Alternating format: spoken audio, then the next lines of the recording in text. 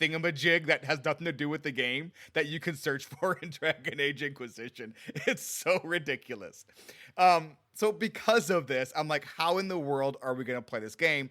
Because it doesn't really fit with how we've been doing all the other role-playing games so far, which is just like, okay, we're going to play these quests now because these next quests in line. So the way that Inquisition works, specifically Inquisition, I'm not sure about Veilguard or anything like that, but Inquisition, you have your main storyline quests. You hit those, you have to hit those in order to progress the story of the Inquisition. And you kind of hit them at certain levels. So, and then everything else you can kind of do on your own, really. So what I think the current plan is based, like you have to get certain amount of like Inquisition points. I forget what they're called exactly, but so you have to get like 5 Inquisition points to open up this Inquisition quest. And so once you get that, then you can do that part of the story.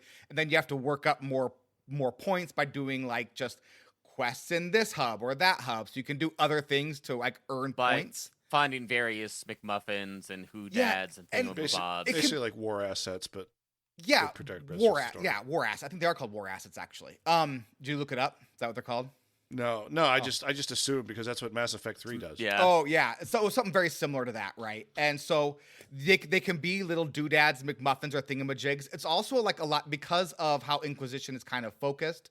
They are a lot of fun, like role-playing opportunities as well, where you can kind of get into the story and like you can just like by helping people, right? Helping digital people, you can also gain those things that you need or progress the quest. So like there's multiple ways to do it. So I figure that we're going to do Inquisition is we're going to like, okay, this week we're playing this story beat. We're playing 6 hours and this is the main story point we're getting to. Everything else, get there how you want to get there. And then we'll kind of do like we did with Hearthstone and like this week, Tea with Finley this. Okay, so we'll have like the Dragon Age Inquisition recap. And then we will have our Tea with Finley where we'll talk about how we got to that point. Each of us will have a different little path. The paths will intersect because we'll be at similar points in the game. But that way we can kind of like not completely like railroad everyone into the same exact path, but we can kind of create our own path, get there how we want to, while also progressing through the game in a timely manner. That's kind of the plan for right now. We'll have various kind of checkpoints where everything will be the same, and then just kind of amount of side quests that one might do might be 0 or might be a lot more than 0 depending on our certain play styles. Yep. And now there are a certain amount of side questing that you just have to do in order to get to that next like checkpoint. But like if you don't want to do other side quests, you don't have to. If you want to put in like 10 or 15 hours of side quests on top of that, you can. The cool thing about Inquisition, and we'll talk about this more as we kind of get into it, is there are little check boxes called trials that you can hit. And one of those trials that you hit is the game levels with you. Otherwise, you out-level the game pretty quickly. So you want to make sure you hit that trial. Otherwise, like say you get ahead like in your level from where you are in the main quest. The main quest will say suggested level 4 to 7, but if you're level 10 and you hit... that will still be leveled 4 to 7 for you. So like you can out level really quickly in Inquisition. So you want to make sure you check that little box, but everything else. I am not worried about doing that. I'm playing on Nightmare right now, by the way. It's so much fun. oh, Tano. I love this game. It's one of my favorite games. I don't care what anyone says. All right, so that's the plan. I do have to say, I installed Inquisition this week on my Xbox, and it has possibly one of the greatest like start game screens ever. Oh, don't it really does. I'm not spoiling it. I'm not spoiling it. I can't wait to talk about it. It's so good. We're gonna get right, there. But it has one of the best start game screens ever, and it's amazing. Really does. But yeah, so I have a playthrough I'm doing right now just for fun because I don't want to play too far ahead in Dragon Age 2. And I'm like, I'll just play Inquisition. So I'm playing through right now as a mage.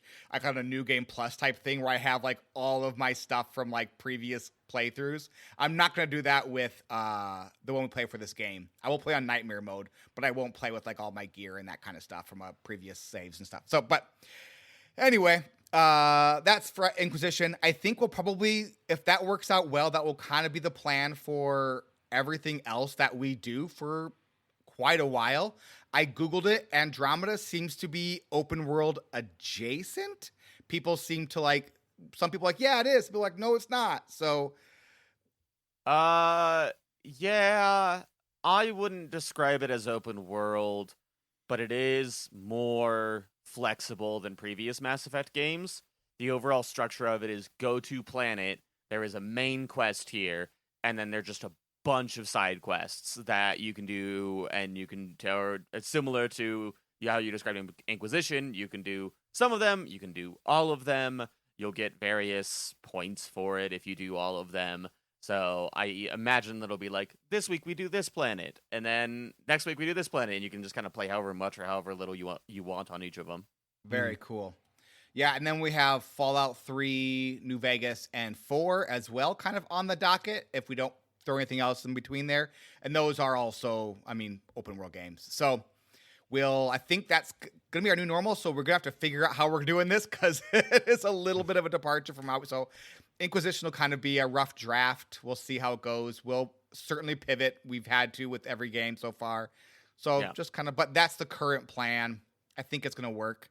I'm looking forward to it. So if you have a better idea or a different idea or feedback, let us know. Constructively, if you don't mind. No, be mean about it. Don't be mean about it. Please don't be mean about it. We have very soft shells sometimes. Yep. So with that, kind of the housekeeping out of the way, let's go thank our patrons. Thanks. I am pretty incredible. Thank. And I agree with you, Reno Jackson. You are incredible. I do miss you, Reno. Not like you, the game, but like you, the character. It's a good one. Mm-hmm. So. Hey, thank you so much, patrons and Twitch subs. Your support keeps this podcast ticking. If you want to support the show, head over to twitch.tv/DanoPlay. The O is a 0 because I'm cool. Or patreon.com/Squelch. $5 and above patrons get the podcast the night it is recorded, and everyone else kind of gets the after dork over either on Patreon if you're a Patreon subscriber at a lower level, or if you're a Twitch sub, you get it in our Discord. So the plan is to start streaming again for Inquisition. I don't think we're going to stream for Dragon Age 2 because at this point I would have to get like a whole new screen thing set up just for a few more weeks. So the plan is Inquisition will start streaming again on Twitch. So thank you everyone for being cool. How it's not streaming over the summer. Summer is crazy. Talked about that. So, and thank you very, very, very much for all of your support. We really, really do appreciate it. This one's a real page turner. Okay, Storm Rage, I would like you to give us our cast of characters this week. Ooh, so exciting. Here we go. Hawk, protagonist, our favorite character. Bethany Hawk, sister, twin mage, either she or Carver Hawk, the twin that is her brother, and is also a warrior. We also have Dog, just a good dog. Turns out that Dano's trick apparently does work this week. It didn't work last week, but it did for me this week. Don't know why. Obviously, you did something wrong last week. That's all. Probably. I changed nothing, but it worked this week. Aveline is the captain of the guard. Leandra is our mom. We have Varric, who is Dwarf Rogue, who is also the person that is retelling our story to this unnamed seeker.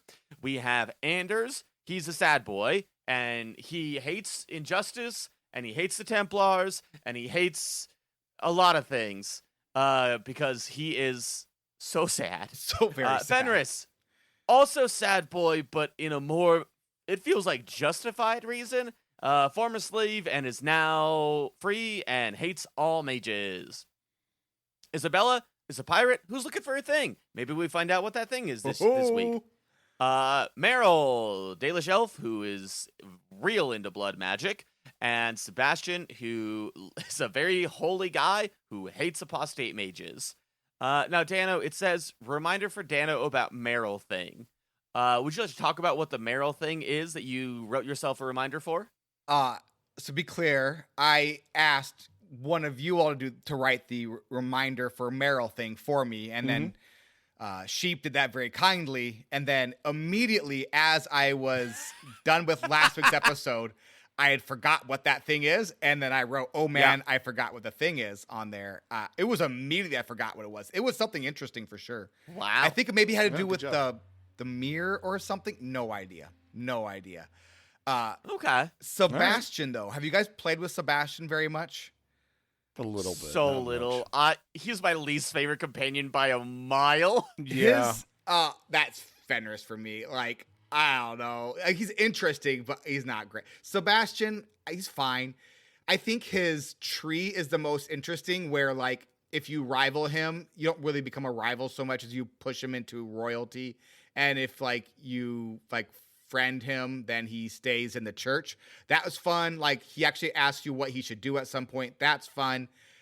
His actual, like, skill tree, pretty garbo, because it just, like, rewards you for using your basic attack. And, like, I don't know.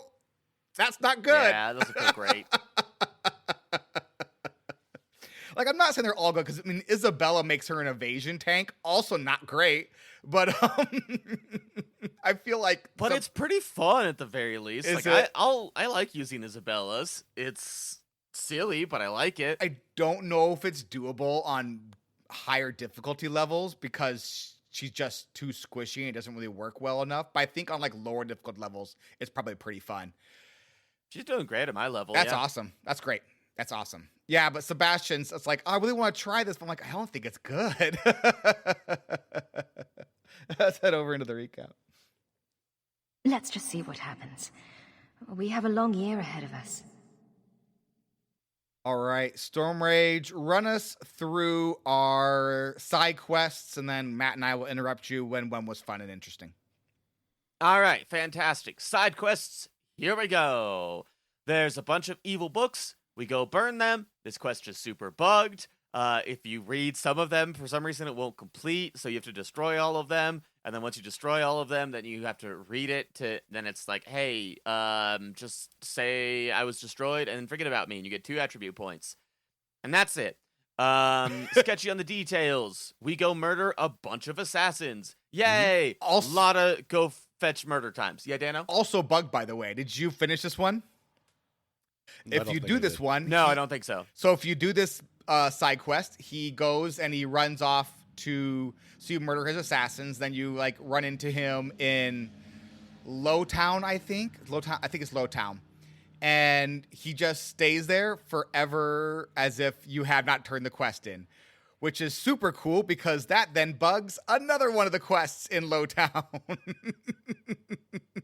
Because if you complete this one before you complete the kill enough members of the gang members don't show up, because there is a thing that needs to finish doing, which is you completing that quest. And because you haven't done it, the gang members never spawn, so you can't kill them to find out where their hideout is. So love that for you. Yay. If you're gonna make the game require me to log on to your Garbo servers, at the very least you could do is a patch at some point. No. But I guess not. Patch requires money. This doesn't make money. What am I doing? Yeah, this for? that's true. They're still charging money for it. I know. Next up, we have the Lost Patrol. Kanari is like, hey, one of our patrols probably killed. Go take care of them. So we do. The Underground Railroad, there are a bunch of apostates who want to escape. We can make a drunk Templar look even worse by then getting them out. Search and rescue, an assassin has kidnapped an apostate. We go kill the assassin. We play a lot of different sides of the field in these side quests. We're like, ooh, apostates are bad. Go get apostates. Oh, Templars are bad. Go get Templars. We are true neutral on these side quests. I do like, they're like, hey, everyone is bad. Go take care of it, because they're all bad. Yep. Midnight Meeting is a quest that triggers if Sir Karis died in Act 1. They blame you, and then they attack you. I don't think it happened for me, so I didn't see this happen one. for me. Bounty Hunter. The Templars are like, hey, some bad apostate mages. We go collect bounties on the apostate mages. A debt in the family. If we got Kieran fired from the Templars earlier, they're like, hey, please help us. You got him fired. please go talk to these debt collectors. Debt collectors like, hey, what if we just kill you? That'll be great, and we'll make money off of that. And you say no, and you kill them all. The Fixer, if you decided to lie to the Aeroshock and you wanted to burn the bodies, you can go and burn bodies. I didn't do this quest. I lied to him. I didn't lie to him. I told him the truth. I was like, no, I think we just tell them the truth, right? Then How to Frame a Templar is probably one of the weirdest ones, because you just go around at night and you sign his name on various shipments of lyrium, and I didn't even really know what was happening, and then it was like, quest completed. They'll look bad now. I was like, wait, what? I think this was part of the Underground Railroad lady as well. Yes. So I think that is one too. But I was like, why? Why am I doing this? Because like I walked up, I was like, oh, this is a quest thing. So I walk up to it, I was like, do you want to sign this guy's name? And I'm like, I don't know. Yeah, it's out of nowhere. Do I? I have no idea. Alt tab Google. I'm like, oh, I guess I do.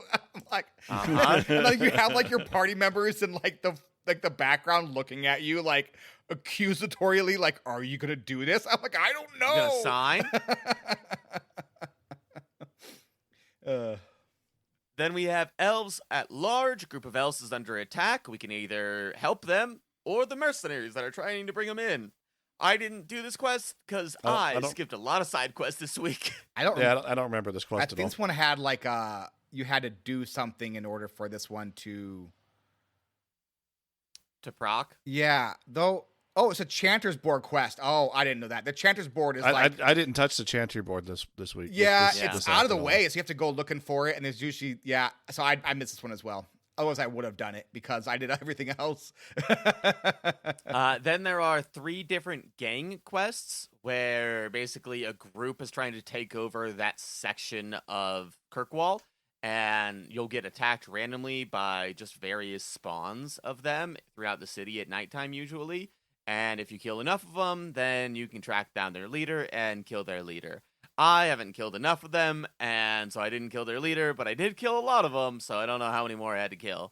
I did these. So the one I didn't do was the docks, because the docks was the one where that was bugged. It wasn't Lowtown. It was the docks that were bugged. So I didn't do that one.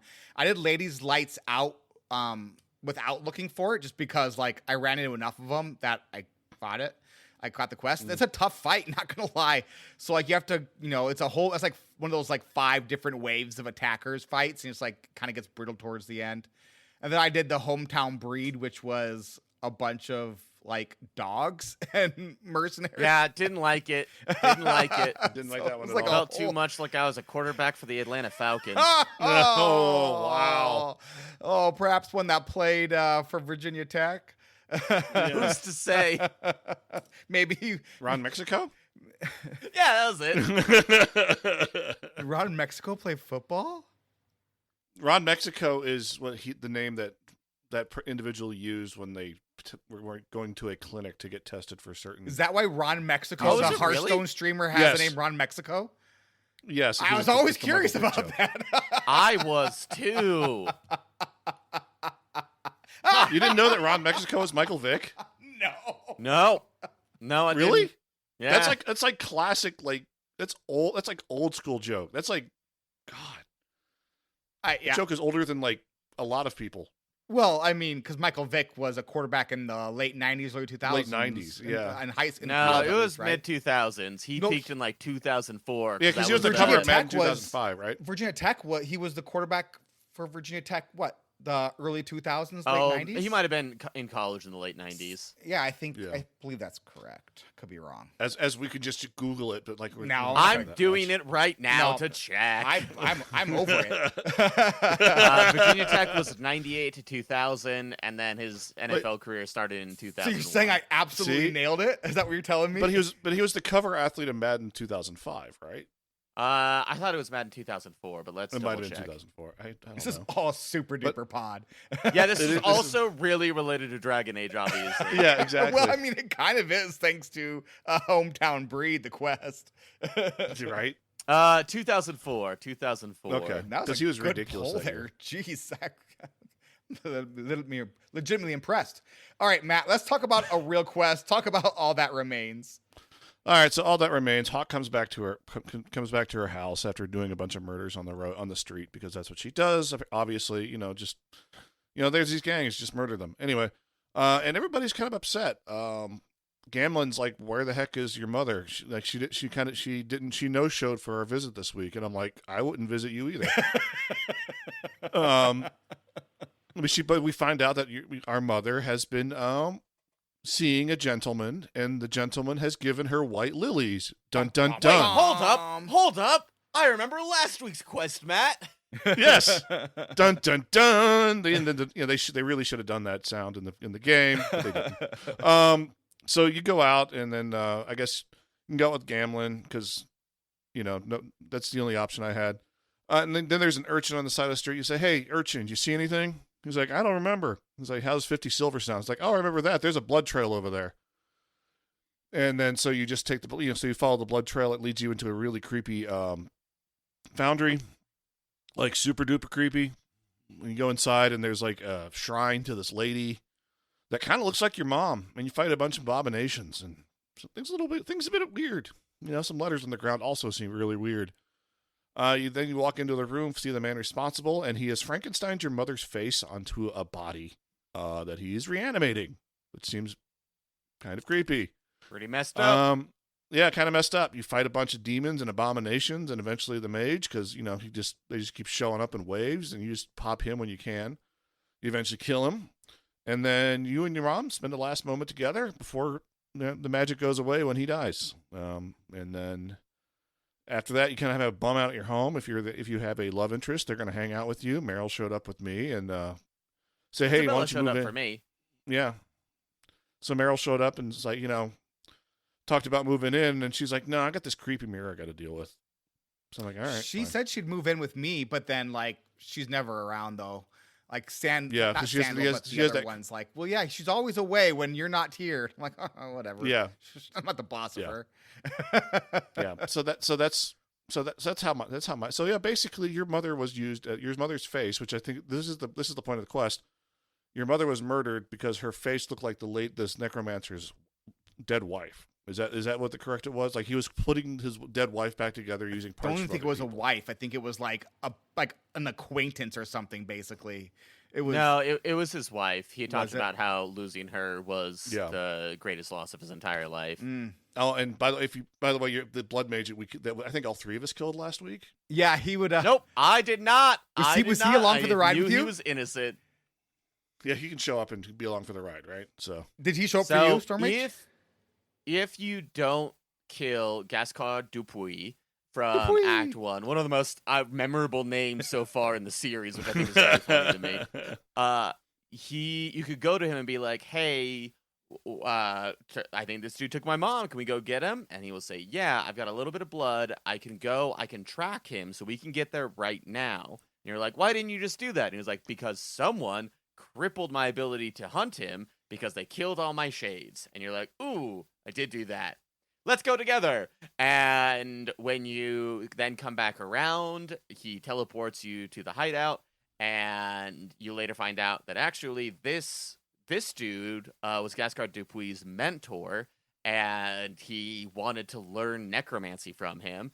And old mentor is like, "Hey, Dupuis, if you turn on them and come hang out with me, I will teach you everything."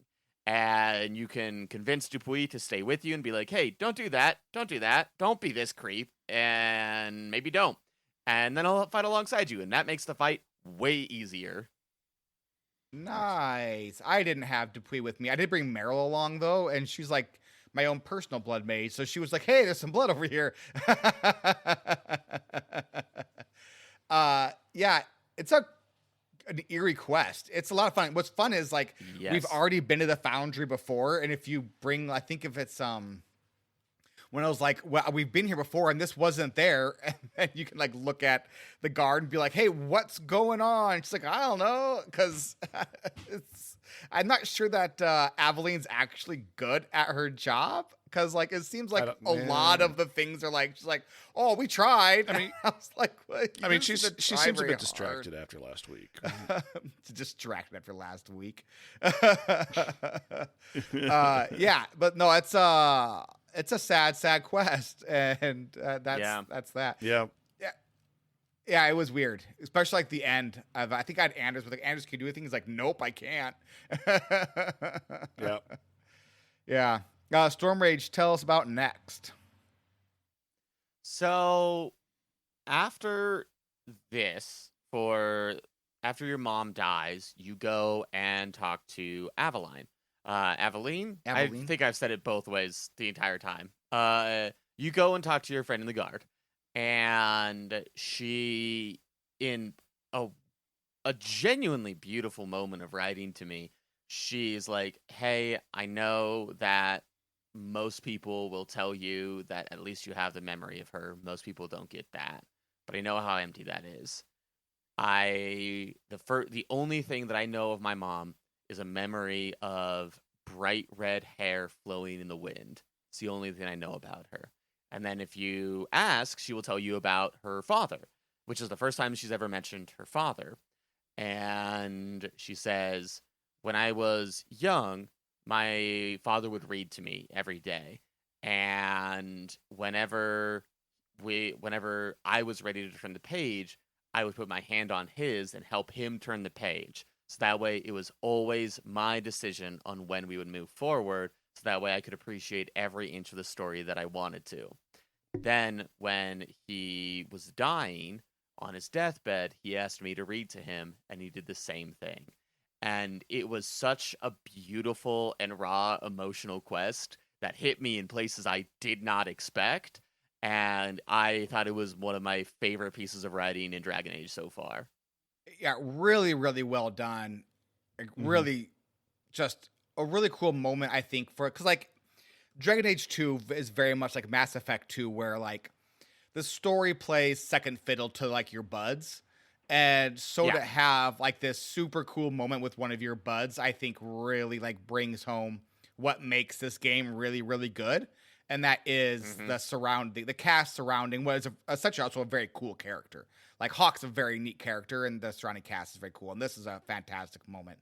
Also, like my Hawk now is just her and like the dog and the merchants that live in her house now. It's a pretty sad, lonely house. Like, I mean, you could have had a slave girl. Yeah, I mean, yeah. Why? Yeah, Silly it's almost me. like some of us have consciences. I'm paying her. And It's fine. don't want slaves. Wild take for us. I'm paying her. It's fine. But yeah, so A living wage. brother, sister, and mom. That's great. Great. Love this for you, Hawk. And child slave makes 3. All right, Storm Rage, can you talk to us about following the Cune? Following the Cune, we are called in by the Viscount to assist with something. Viscount, again, just as a reminder, is like in charge of the city. He's the person that we have been working with throughout a lot of Act 2. And turns out his son has converted to the Cune. And the Viscount knows that this will be a political firestorm.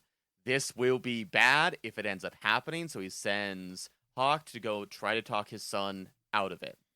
We go to the Arishok and we say, hey, you can't do this. Please don't do this. You know this is going to be bad. And Arishok's like, you're right, but I don't really care. Also, his son's not here. Go figure it out.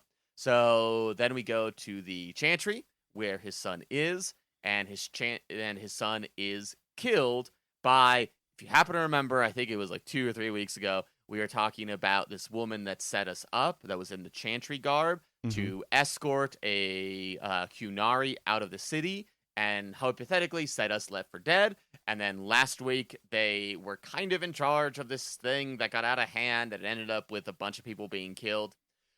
She's back, and so she kills the Viscount's son, and then is like, oh, Hawk, how dare you kill the Viscount's son? Oh, bother. I guess we're gonna have a war. And the idea is that she wants to blame Hawk as part of an arm of the Qunari and basically begin a war within the city. And then the whole leader in charge of the Chantry within the city, the Reverend Mother, is like, hey, crazy lady, I don't buy it for a second. Goodbye. And depending on your choices up in this, because a lot of other things can happen in the scene. In mine, a Qunari assassin just killed the crazy lady. Yep. And it was like, well, that's that. Okay. And then you go up to tell the Viscount that his son is dead. Yeah, so it's Mother Patrice is her name. Mother Patrice is the Crazy one. lady? Yeah, crazy lady. And it really is the most half-baked, ridiculous plan. It was like she kidnapped the Viscount's son, and then just like, and I brought Sebastian along with me. So like, even in world, I brought Sebastian with me, and I brought the captain of guard Avalyn with me. So like, it was me, another member of the Chantry, and the captain of the guard, and she was like, "Oh, this is a good plan. I'm just gonna let it right here in front of these Right. two. Like, one is like, gonna be the king of Starkhaven, and the other is the captain of the guard. They're all gonna believe me." Like, you're an idiot. Like, Yeah. I really enjoyed the Mother Superior's like tone when she came down the stairs. She's like, "Yeah, you done goofed." Like, where it was like, yeah, he's like, yeah, I know exactly what's happened, and you're gonna get what you deserve because it's great. have you spent any time talking to her? Because you can talk to her after certain quests, and she'll explain. Oh no, So you can talk to her in between quests. Like, you're like, "Hey, did you know someone was using your seal to do this stuff?" And she's like, "Some people are just going to do it." I'm like, "You are the person in charge. You're in charge. You need to do something. You're not doing." Like, she's like, people need to learn. The Maker's will is that people need to learn from their mistakes. Their mistakes just murdered the Viscount's son. Like, at a certain point, you need to step up and do something. And you seem to be like, not. I'm not super impressed with you so far. I'm not saying that you like need to maybe do something like, and not just like walk away as like whatever happens. You're like, "Oh, sister, Mother Patrice, you're not a Mother Patrice anymore. Yeah. Good luck." And it's like, no, this is the person you promoted, by the way. You promoted this lady, so you deal with it, perhaps? Just... Yeah, it's pretty bad leadership. Yeah, which I mean, maybe that's the sell the game to a friend. I got it. So I'm gonna write this down while you tell us about following the cue, Storm Rage. Do you mean me go talk about To Catch a Thief? Sure. Yes. Okay, because I was like, I think we just talked about that one. Yeah, my bad. I really have again if you a like. funny thing I wanted to write down, so I was distracted. Okay, great. So, To Catch a Thief, after this all happens, we then have a meetup at our house. Isabella and Aveline both want our help with something. Aveline is like, "Hey, there's a meeting. I need you there because I'm worried the Qunari are like gonna go to war, and we need to not have that happen." And Isabella says, "Hey, I'm gonna die if you don't help me now." And you can ask follow up, and Isabella will say, "Hey, the artifact, that thing that I've been looking for, I finally know where it is. I for sure know where it is. If you help me get it, I'll live. If not, I'm gonna die." And if you don't help her, she leaves the party permanently at this point. Assuming that you go and help her, you will quickly find out that the artifact is not just a random artifact. It's not something that's just worth a lot of money. It's the Qunari artifact that has forced the Qunari to stay in the city these last 4 years or whatever it is at this point. And so the Qunari have been stuck here because Isabella stole basically a relic of theirs that is a important religious relic. And so all of this is kind of Isabella's fault. Really is, though. Whoopsie. And she's like, "Hey, I swear, look, you just get it to me and I will be totally fine. If not, I'm gonna die. If I don't get it, I'm gonna die." Some of the Qunari are like, "Hey, she stole from us. We're gonna take that thing back. We're gonna kill her." And you're like, "Nah," and you kill the Qunari instead. And Isabella then runs off. She catches up with the guy that actually has the book and leaves a note saying, "Hey, Hawk, sorry, I had to leave. I hope you understand." And it kind of depends on how you've treated Isabella up to this point, what is in that letter. But then Isabella has the artifact and has pieced out. Love that for her. Yeah, if she wasn't like Which- our bud, like there's no way. But I'm sure we all did the thing where it's like, okay, yep, have the thing, you can go. Yep. I did. Of course, who didn't? And this also does explain, because earlier in the game, we haven't really talked about it, but anytime you go into the Arishok's compound with Isabella, Isabella will leave before you get in. Yeah. So this is why, because she stole the ancient relic that is forcing the Kunari to stay here and doesn't want to get caught. Yeah, so the Kunari and the Tevinter have been like at war forever, and the Tevinter mages had this relic, and then just recently the Kunari got it back, and as soon as the Kunari got it back, like Isabella and a pal stole it, and then the pal grabbed it, and she needed to find it, and it's like, holy moly, maybe you should have like talked to us about this beforehand. I don't know, like just holy fuck it. I mean, a war's about to start. It's fine. Well, I It's mean, no big deal. it is now. Yeah. Yeah. So, speaking of that, it is time to end Act 2 with demands of the Kun. So, our pal Aveline, captain of the guard, comes to us and is like, hey, I need your help with the Arishok. There are 2 elves who are hiding away at the Kun, and we can't let people think that they can run away from the guard into the Kunari camp and get away with it by joining the Kun. I love that Aveline comes to us. She doesn't go to the Viscount because he's worthless, or He is. or I mean, we're trying to. She might lose her job. or Meredith, who is the Knight Enchanter Meredith, whatever her is, not her either. And she, as a captain of the guard, she can't handle this on her own. Nope. It's random lady from Ferelden. We're the ones that need to deal with this. I mean, we got money. We got money. Yeah. And murder. I mean, We we're also no might be murderers. the most important people in this city at this point that actually do things that are not like extremely motivated. Like the Knight Commander Meredith, incredibly capable, but also just hates all mages. Anybody in the circle will probably be justifiably be like, "Oh, I don't like any of the Templars or any of the city guard because of reasons." Mhm. And then there's Hawk, who's just like, "Yeah, I'm hanging out. What's up?" I'm independently wealthy, and I ain't got anything better to do. Right? Yeah, I'll help you save the city. Yeah, so these 2 elves are hiding away after joining the Kun, and we have to go get them. So we go in and go to Arishok and be like, hey, Arishok, buddy, pal, friend, you and I, we're tight, we're pals, we're buds, we need these elves. And he's like, nope, they've joined the Kun, and they're one of us now. And in fact, you probably want to hear their story. And so he calls out these 2 elves, and these 2 elves are like, yeah, this horrible thing happened to our sister, and we went to the guards, and they didn't do anything. And you're like, Aveline? She's like, oh, yeah, I did hear something about that, and we didn't. You're right. We didn't do anything. We tried though. Wasn't one of the guards? Wasn't the ones the guards did the horrible? Like the city guards did the horrible thing to their sister?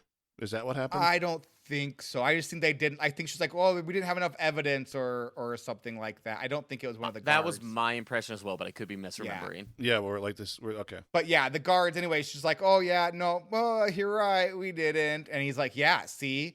So what do you think I should do? And then we had the choice of being like, yeah, Aveline, you blew it. They had to do what they had to do. That's- They took, they took the revenge they needed to take in order to see justice done. Or we can be like, hey, people can't take justice into their own hands. That would be anarchy. And there's a middle of the road. I said you can't take justice into your own hands. I'm not sure what you guys said. I said I would have done the same thing, honestly. Yeah, I did as well, because my brain, I was like, well, they picked the one crime that I was like, yeah, I get that response. Response. Yeah. And so, yeah, we get it. And so he's like, nope, they're staying with me. They've joined the Kun. You can't do it. They have like a fancy name when you're not Kunari, but you like follow the Kun. I don't remember what it is. It's a fancy Kunari thing. Yep. And so he's like, okay. And because of this, I have no choice. I'm taking over the city. And they ambush us right there in the middle of the Kunari camp. And it's like, uh-oh. So we have to fight our way out of the camp. It's a little bit hectic.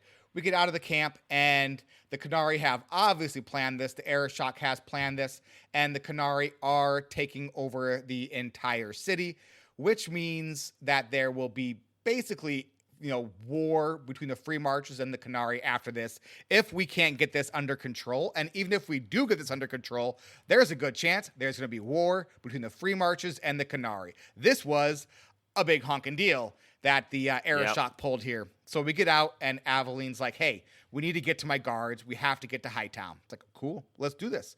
So we put together a party. We'll pick up our friends we want to go with. We could take Aveline or not. If you choose not to, she used to be like, I really want to go. But she doesn't after like a patch 1.02 or something like that. But I took Aveline along because role-playing purposes. I also took, I think, Anders with me, and who was the other one? Probably Varric as well then, because I needed a rogue. Yeah, I took Anders and Meredith. Or sorry, not Meredith, Meryl. I took the same party, but since I'm a mage, I'm the DPS mage, so gotcha. That's what I did. Yeah. So we have to fight our way. So we fight our way out of the docks through Lowtown and then into Hightown. It's just a bunch of fighting of basically the Kunari mages and their crazy, crazy lightning attacks. Along the way, we run into some Grey Wardens, which is pretty fun. Here we could normally talk about how Stormage ran into our sister, but he did an undo button, and so she wasn't part of the Grey Wardens. But did you run into with your save file? Did you have the Grey Warden who was in Dragon Age Origins there, or is he king now? In your save file? I think he's king. Matt, did you run into him, or is he king in yours as well? He's king in mine. Okay, I killed him, so he's not in mine. Grey Warden died from my pre-save. Oh, did it? The Grey Warden died in your pre-save? Yeah. Okay. Yes. So, like, there's the two Grey Wardens. I'm blanking on his name. The guy whose name starts with an A. I'm forgetting his name. Silly, what? Anders, but like... Yes. Anders, but he's Anders Templar Anders. Equivalent. Templar Anders is there if you didn't, like, make him king or kill him off. He'll be there. Otherwise, it's random Grey Wardens. They're like, hey, we'd love to help, but it's not the purpose of Grey Wardens to fight in these wars. We can't take political sides. We have our own stuff to go handle. So we're just in town for a layover. We got this crap went down. We're just fighting our way out of here. We're on our way out. They'll see you later. Good luck. The odds of this happening in universe is so vanishingly small because there is no reason for the Grey Wardens to be here at all. I mean, I guess it's possible that that they were in town, moving through town. I could see that, I suppose. For what purpose? Why are they not just on Ferelden? Well, the Grey Wardens go everywhere. They don't just exist in Ferelden. Yeah, but that was where the most recent blight was. I imagine there's still quite a bit to clean up there. The Free Marches are there, all just north of Ferelden. So there were like Darkspawn elsewhere. Alistair, his name is Alistair, by the way. So Alistair is leading this group of Grey Wardens. That was driving me insane. Alistair was leading this group of Grey Wardens if he survived and wasn't made king in Origins. So that's cool. The reason they're there is because they want Alistair in the game. That's why they're there. That's why the Grey Wardens are in this part of the city. Hey, remember Grey Wardens from last game? Yeah. Remember the entire part of this game, and then also the expansion was all about Grey Wardens? So we run into some Grey Wardens. They're like, yeah, we'd love to help, but, we really can't. Sorry, peace. We got big stuff we got to do. Big stuff. Big, huge, important things. Like not dying to the Canary. Yeah. So we continue to fight through. We get to Hightown. When we're in Hightown, we run into Knight Commander Meredith. And, boy, she's a real stinker. Like, we do a bunch of killing, and then she's like, ugh. I've heard of you. And it's like, only because you stink at your job. Like, Yeah. Like, you're awful. I've been keeping the peace in this place for the last 3 years. You're welcome, by the way. how bad do you suck? Yeah. So she's like, so you at this point you can be like, hey, like go fly a kite, or like, hey, I guess if we have to, I will work with you. What did you guys choose?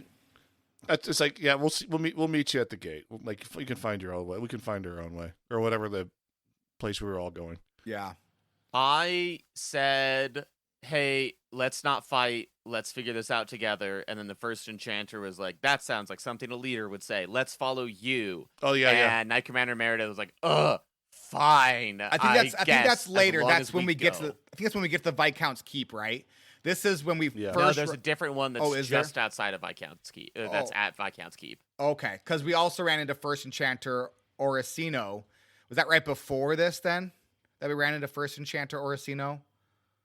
Oh no, you've got to be right. My timeline Yeah. is goofed. So we first run you meet into Meredith Knight and Commander she's like- Meredith, and like she chops some dude's head off, and then's like all hoity-toity about it, and we can be like, we should work together, and she's like, and then we don't. And then we move on through Hightown, and then we kill a bunch more Kunari, and then find a bunch of mages dead in the ground, and there we run into First Enchanter Orsino, who is super cut up, actually, like legitimately sad. He's like, I told him to run, why didn't they run? And here is where you run into our sister. Bethany. Yes. Yeah. So Bethany is still alive. First Enchanter Orsino runs over to Bethany and is like, and basically repeats what you said earlier. He says, "You should have let them take me. Why did you fight back?" And Bethany says literally nothing to their sibling that they haven't seen in a seemingly long time in the middle of this city being destroyed after their mother died. It's a weird vibe. And then they're like, "Well, let's get to work." And then Matt, beforehand, when we ran into the Knight Commander, was that It wasn't here. Carver there? It was when we get to the keep. That's when Carver shows up. Okay, good to know. And he's like, oh yeah, nice to see you again, Hawk. And then like he's just a jerk. Piece of work, by the way. He's a tool. He is a jerk, and like, but like, sorry about our mother, but I'll make the joke later. Yeah, so at this point, if your brother or sister is still alive, not my save, because I goofed that one up. You either run into them with the Grey Wardens, you run into them with the mages, or you run into them with the Templars. So this is like when you get to catch back up with your sibling at a certain point here. And some of us are just sad and alone. So we fight mother, no one sister? in your family left No, except no. for Gamlin. Good for you. Gamlin. Yeah, with me, Gamlin, and a couple of dwarves. So Yeah. it's going great. Everything's going great. So we fight our way to the Viscount's manor, I suppose. Viscount's manor. And the First Enchanter is there, and Knight Commander Meredith is there, and First Enchanter's like, hey, I can make a distraction. You can sneak around to the right. And Commander Meredith is like, hey, how about we just go and kill them all? What did you guys choose? Sneak around. Pew, pew, pew, pew, pew. Guns a-blazing, Leroy Jenkins. So did I. I did as well. I was like, you know what? I think it's actually be quicker for me to just go and kill them all than sneaking around. Yep. Plus, I like this First Enchanter fellow, and I'm worried that he's like going to sacrifice himself, and No. I don't want that. So He literally just like nukes all he does is like, it's not even like a thing where you have to sneak. It's like he nukes the table, or like where the top of the stairs where all the Kunari are, and you just like walk up the side and it's fine. Oh, well, that seems easy. And he's like, and then he's like, go after he does his nuke, and it's just like his little thing, and it's like, all right, that's it, we're done. That's fun. Yeah. So after we're done clearing out the Kunari, First Enchanter, if you didn't sneak around, like, hey, there's a whole bunch more coming up behind us. Myself and Knight Commander Meredith will keep them at bay. You go and get into the keep and the Viscount's keep and, save the hostages. We're like, okay, cool, let's go do that. So we get in. And we get in, and the Arashok is there, and he's like, hey, Hawk, you're pretty cool. So why don't you fight my honor guard? You're like, okay, cool. I guess I'll fight your honor guard. And then at this point, Isabella returns with the McMuffin if we have enough friendship or rivalry with her. No, what happens first? Matt, she didn't. No, she like she bailed on me. So you didn't have enough. You didn't have enough friendship or rivalry with her then. No, I didn't have enough friendship with Isabella. I never really had Isabella in my party that often. So so you had to have just 50 to have her to. So she's gone. Yeah, for the I game didn't. For you, I wasn't believe. there. She just like MIA. noped out and left you. Yeah, Matt doesn't get Isabella for Act 3. Are you serious? That's crazy. Oh man, imagine if. no, you, she's gone. That's crazy. And like- Dano's down a sibling. Matt's down an Isabella. I'm looking great over here. So Isabella returns if you're a good friend, and if you're Yeah. mad, she doesn't. So for Storm Range Yeah. Night, Isabella returned, and we can basically. She's like, "Hey, I brought the book. Let's all be cool. Here you go. I'm gonna give it to you, and then I'm just gonna deal with the consequences." And the Aeroshock is like, "Great." And also, I'm gonna take you back to the rest of the Canary, and we're gonna deal with you there. And she's like, "Oh no, no, no, no, no." And so then we step in as Hawk, and we're like, "Hey, no, that's not gonna happen. She's cool," or we can say she's not cool, and also that's this is all her fault, but still that's not gonna happen. And the Arashok at this point goes, "Okay, well then let's fight, but first to fight my honor guard to see if you're worth fighting me." Now, real quick. Yeah. Matt, how did that scene play out for you? If Isabella All right, doesn't show up, what happens? So what happens? So I walk into the room. I fight the honor guard right away. I mow down the honor guard, and there's They're the rest very of the easy. coon there. Yeah. So is there no So- like conversation before that point? So there's like I think there's like a bit of a conversation. Let these people go. Your fights. And then like the honor guard comes in, and then you kill the honor guard. Then you talk with the Viscount again, or not the Viscount. The the Viscount's leader of fine. the Cunard. Yeah, the Arashok. Yeah, you talk with him, and I went through every dialogue option. I like reloaded the save several times, and like because I saved right as I entered the door, or just before I entered the room, because I didn't want to fight back in the hallway again. Yeah. So I went through every dialogue option, and every dialogue option, no matter what I did, even if I threw Isabella under the bus, because you can do that. Whereas like, no, Isabella has the book. I can help you find her. He's like, no, it's too late now. We're gonna fight, and like I literally fight the entire army in that room. So you couldn't duel him either? No. Oh. Everything went to like fight everybody plus the Viscount or plus the Cunard. Well, you had your full party at least, though, right? Yeah, so I could just like nuke. So I just focused fire the leader of the Canary, and eventually when he dies, the fight ends. So. Yeah. So if you have a friend, you basically you get the choice of doing a one-on-one duel. He offers it. It's like, "Hey, we'll just duel," and you could be like, "Yeah, we'll duel." Or you could say, "No, I don't want to duel." And if you say, "No, I don't want to duel," then you get the fight that Matt got, which is you versus your party versus the entire like Canary army. And then if you say you want to duel, it's a one-on-one battle.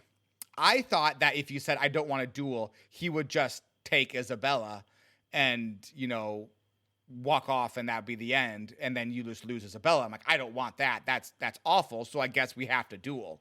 So I dueled. This fight as a warrior is impossibly difficult. Because like it's very easy if you can stay at range, because like he has very slow attacks. You can kite him around. Mm-hmm. It's not an easy fight, but it's not a hard fight either. If you have to be in melee range of this dude, it is brutal. Absolutely brutal. Yeah. I had to go back from the save. I got to the end of this fight. Couldn't even get him down a quarter. Had to leave, go buy a respec potion, redo the entire fight back. Had to go through Low Town again. Had to go through High Town again. Had to go back up this fight. And there's no autosave before this fight. So you have to, every time you fail this fight, you have to go through the honor guard. And the conversation with Isabella. I guess you're right. You can save just outside of this fight. Outside of the room. All can't the skip past, like, honor conversations guard and section. all that kind of stuff you have to do again. Yeah. And then you have to fight him. It was brutal. I had to drop it from hard to normal, and it took me like multiple times to get this fight done.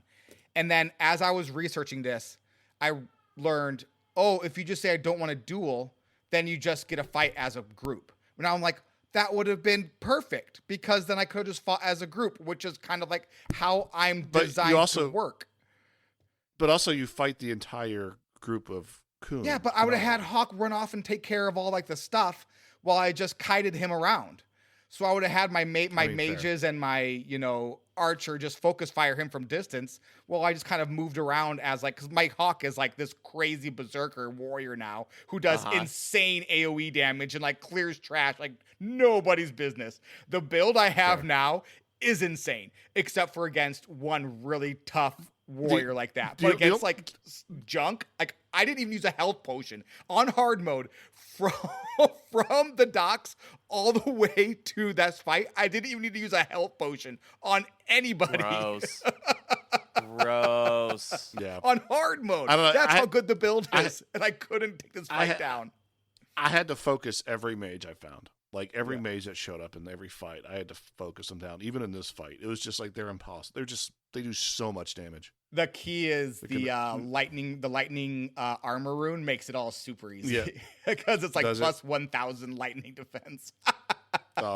So they do nothing then, right? Yeah. Yeah. So, but anyway, so then you eventually kill the Air Shock and end of Act 2. Pretty fun, really. I really like and the this. Viscount is dead, by the way.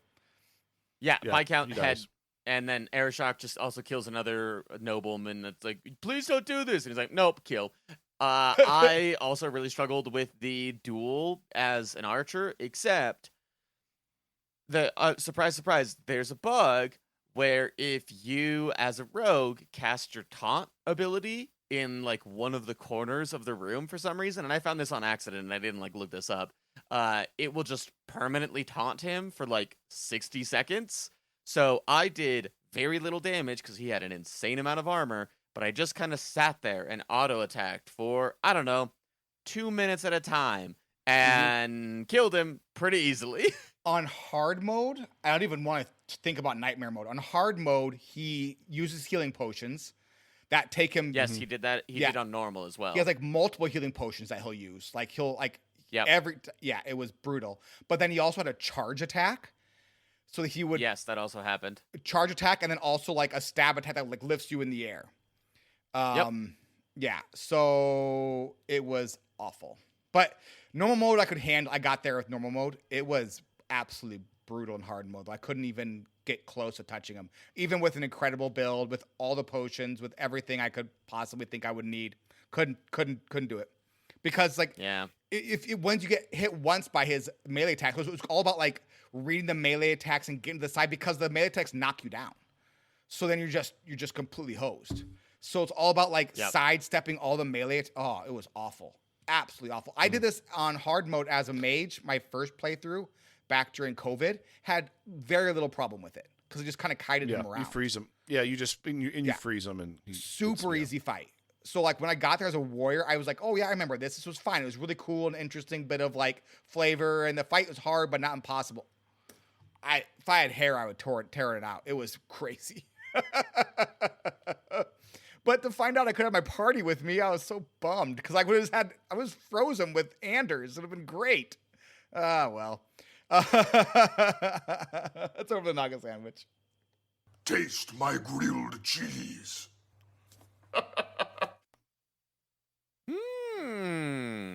Munch, munch, munch.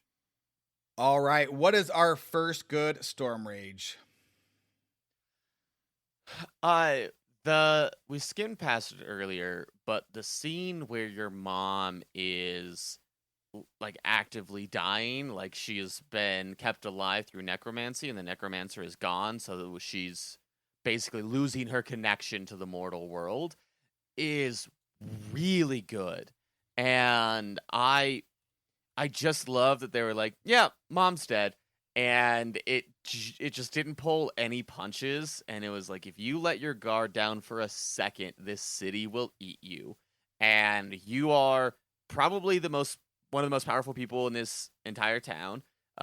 Between you, the Arishok, and the Knight Commander, you probably are. And even if you don't check on your mother enough, she's gonna get targeted. You're gonna lose heavily. And I just thought it was a really well done scene. It's really cool, right? Like, it's because we start the game and we're a literal refugee. And it's just like joining whatever crime boss we think will get us into town. And then working our way up to this point. And what's really neat is, like, Kirkwall is a dark place. And it doesn't really play around with that. I agree 100%. It's really cool. Because, like, if you talk to your mom beforehand, like, during this act, she's like, hey, I'm thinking about dating again. Would you be okay with that? And you're like, yeah, that sounds awesome, Mom. Go out there and do that. Dad would want you to do that as well. Like, go out there and date again. And then, like, she does. And then very cool. And it's a really neat scene. And it is so random. It's not like it's not like, at first I thought the necromancer knew your mom from when she lived there as a young adult. But no, it's just, hey, she looked vaguely like my dead wife. And that's what it was. That was all the connection there was. I think that made it even better. It wasn't like some, enemy from the past or something like that. It's just pure randomness. I think was really cool. 100%. I've got the not so good, and it's that Arishok fight. Like, I didn't have to fight him one-on-one, and that's really annoying that I didn't know that.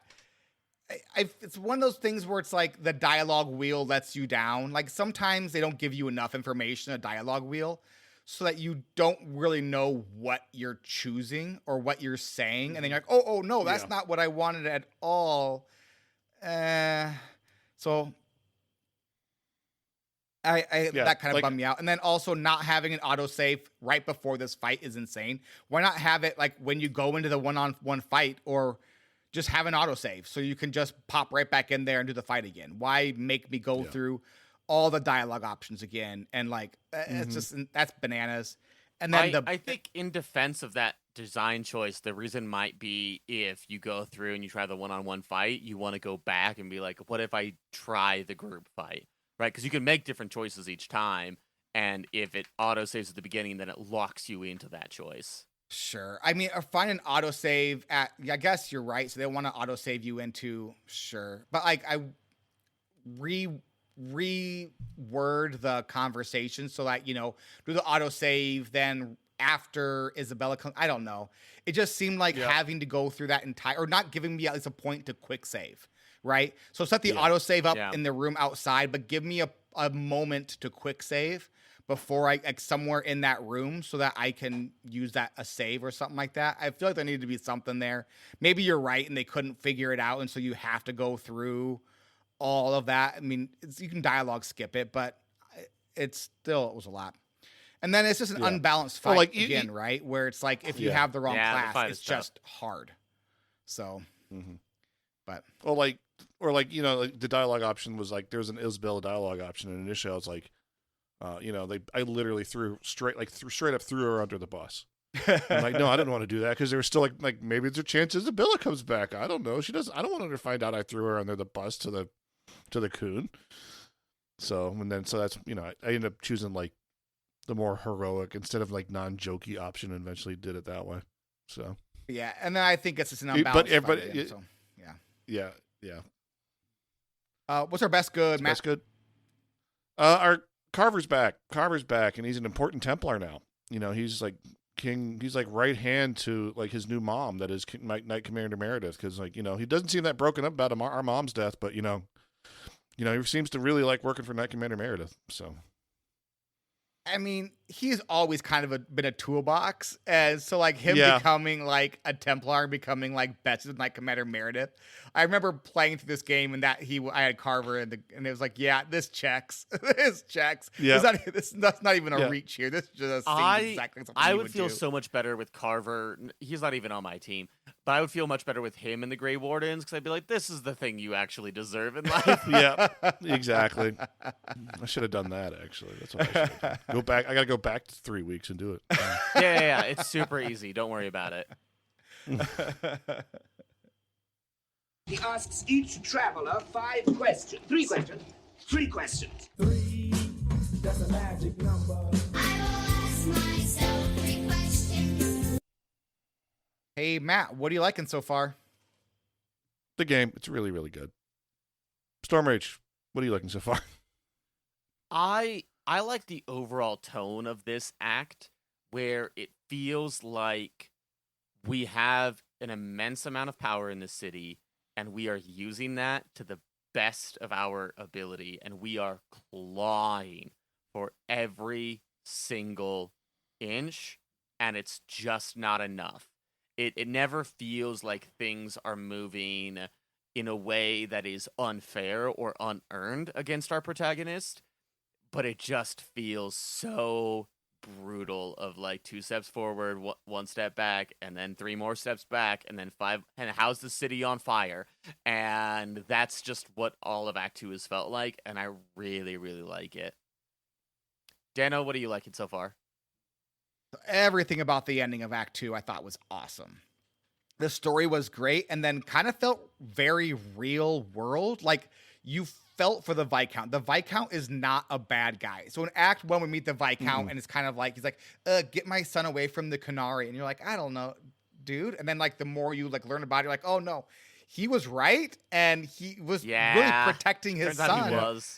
He was just protecting his son, and his son thought he was doing what he was doing best, and the Viscount's like, I love that he is being bold and making decisions on his own, but he doesn't really understand what he's doing, so please go and bring him home. And then, like, in Act 2, the Viscount really leans on you as, like, his only supporter. Like, the Viscount is a good guy who is balancing a knife edge, who has a literal army camped out in his city, and nobody helping him. And he's like, I'm doing my best. I am just trying to navigate the Arishok and the Kuhn, and also Knight Commander Meredith, and the Chantry is just not doing really anything. And he's like, I can't go up against the Chantry. There's nothing I can do here. To go against them, I would lose the people. He goes, so you could felt for the Viscount, and he was doing everything he could until it just all fell apart. And it was like this, basically everything snowballing, rolling downhill, and you could just see that there was no way it was going to end well. He knew there was no way it was going to end well, and all he could do was just do his best. And at the end, like, there was just no support there for him, and it was awesome. I thought it was really interesting. And you think the Viscount was going to be this bad guy, but he was a guy trying to do his best. And I thought super interesting. And I loved that story and how it just all fell apart. And when it fell apart bad. And that felt real too, right? It was like everything was fine until it wasn't. And when it wasn't, it wasn't. And it was really cool writing. Liked that a lot. What are you struggling with, Matt? I finished too early this week. I really wanted to play more, but then again, work got in the way. But so I'm kind of glad I got done early, but I really wanted to play more. I really should have just started the DLC this week instead, but I didn't. Storm Rage, what are you struggling with? Mages are so much stronger than like every other enemy by such a wide margin. It feels weird sometimes. I got stuck not in the fight against the Arishok, but in the fight just outside, because there is one mage who cast one lightning spell, and it wiped out my entire party 3 times before I could kill him. And it just feels weird when there's like 10 enemies, and you're like, I don't need to worry about any of them. I've got enough armor that I'll survive all of them for a good long while. That one mage will kill me if they get something off in the right location.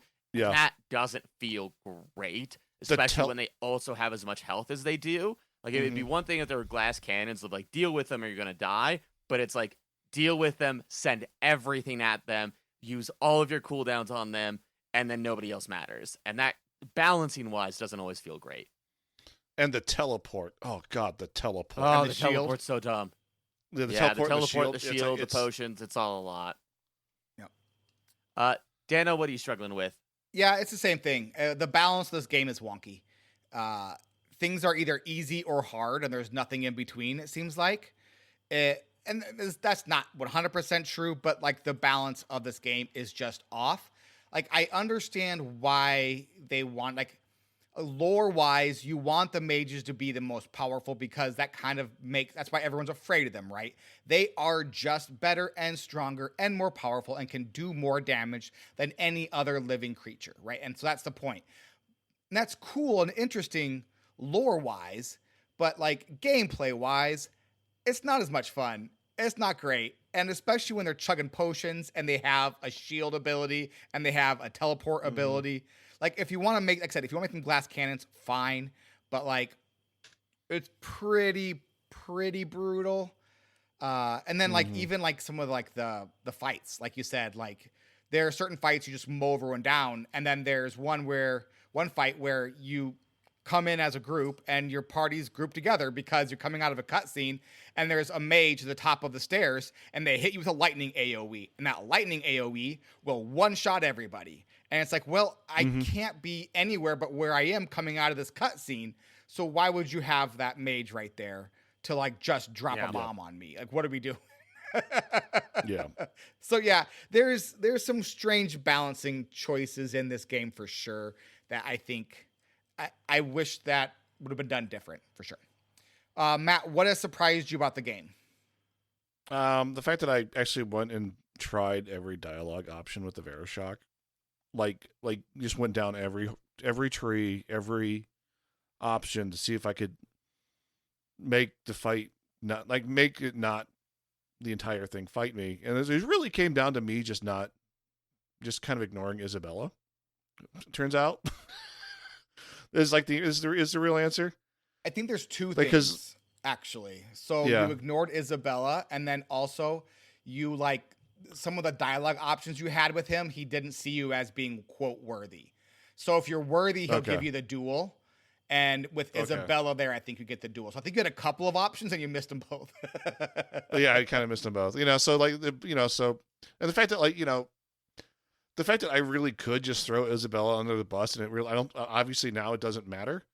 Now I kind of wish I did if she, especially if she doesn't come back in Act 3 for me. Yeah, I don't know if she is or not. She might. I have no idea actually. So she might come back in Act 3. But I didn't. But in the one that actually went through, I did not throw her under the bus. So we'll see. I'll keep you posted. Storm Rage. The whole point of the podcast, right? The Arashock's reasoning for going to war, I think, is just really good villain logic. So we didn't talk about it a lot, but basically the Arashock has been there for 4 years, and you can ask me like, "Hey, you've been here for 4 years. Why are you doing this now? Like, I know you can't leave, but why are you doing anything? You could just like sit here and then do nothing." And Arashock is basically like, "Hey, I've lived in your city for 4 years. I've seen terrible things happen every single day that I have been here." And it's hard to argue with it because a lot of terrible things have happened in the city. And he goes, "And we don't have these things happen in our society because we have the Qun. And the Qun gives meaning. And if people aren't going to follow the Qun, then their life has meaning because it verifies the importance of the Qun.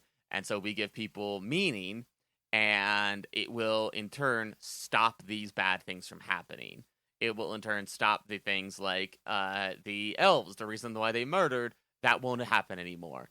And it's really good villain logic of like, order will solve these problems, meaning will solve these problems, even if the means to get there is horrific. The end I get, and I think just the villain logic here is really, really good. Dano, what surprised you about the game? It's episodic. It's kind of like, I mean, it reminds me of like those episodic games you can buy on Steam where you get episode 1 for free, and then you buy 2, 3, 4, and 5 as they release. It's very much like, I mean, they could have released this episodically and it would have made complete sense. And I think it would have felt very satisfying. And even if you decided not to buy episode 3, but you bought 1 and 2, you would have felt satisfied. Like, they're complete stories that like contain themselves. Like, the story of Hawk right now feels good. And the story of Hawk felt good after Act 1.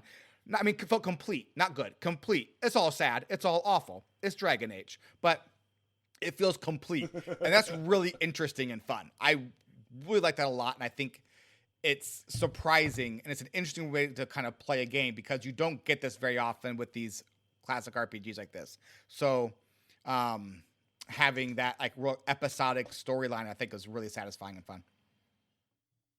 You want to buy some death sticks? You don't want to sell me death sticks. I don't want to sell you death sticks. You want to go home and rethink your life. I want to go home and rethink my life.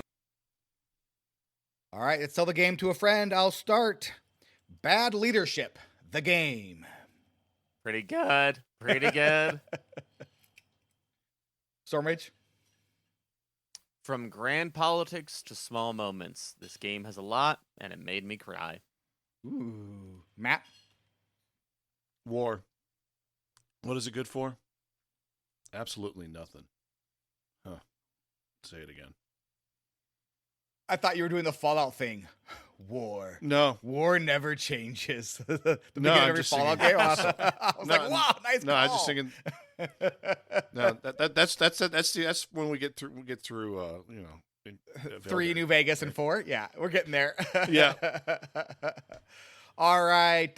Next week, as a reminder, we're heading into the Brazilian forest.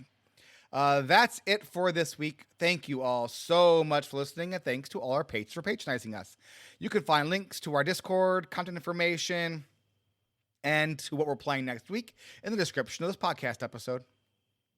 And Dragon Age 2 is a game, and games are supposed to be fun. Yeah! Follow that tune, baby. This is the end of the show. Everybody bye!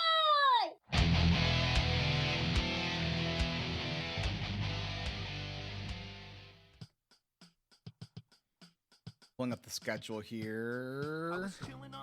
So for the schedule, we have DLCs this week, Act 3, Week 8, and then Act 9 is Act 3 finale. So 3 weeks left is the plan. Probably might end up being 4, but everything I remember about this game, and I've read about the game since, is Act 3 is short.